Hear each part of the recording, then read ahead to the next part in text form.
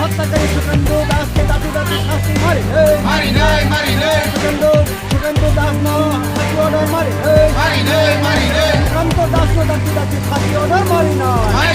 তুমি কি বলছো যে কিসের জন্য আজকে আমরা মিছিল কেন করলো এটা রাজ্যের জনগণ সবাই জানেন। গত 4 ডিসেম্বর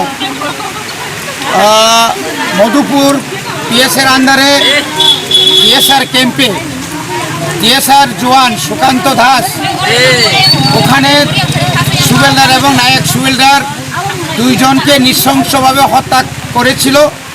তারই প্রতিবাদে আমরা আজকে এই আমাদের র্যালি এবং আমাদের দাবি হচ্ছে অবিলম্বে সুকান্ত দাসকে ফাঁসি দিতে হবে।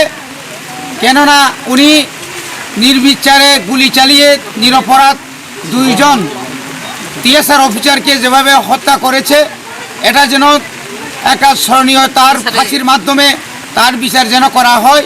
অবিলম্বে বিলম্ব না করে তাকে যেভাবে হোক ফাঁসিতে ঝুলিয়ে দিতে হবে, এটা হচ্ছে আমাদের মূল দাবি।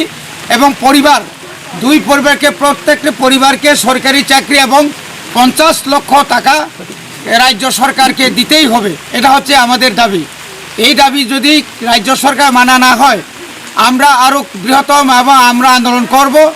এই আজকের যে র্যালি সারা ত্রিপুরাতে হচ্ছে, ঝড় বৃষ্টি উপেক্ষা করে আজকে আমাদের এই র্যালি।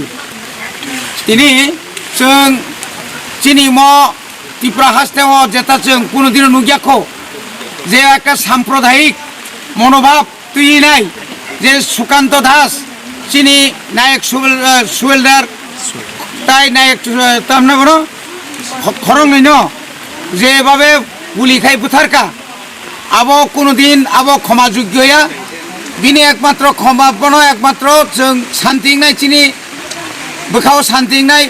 বরং যদি ফাঁসি মানে সুকান্ত দাস যেভাবে হোক মনে ফাঁসি মারে নাই, ফাঁসির ওই যে চিনি বরক নিরপরাধ পথার মানে বন বদলা মারে নাই, বদলা হিসাবে মনে শাস্তি হিসাবে মনে ফাঁসি মারে নাই এবং চিনি দাবি।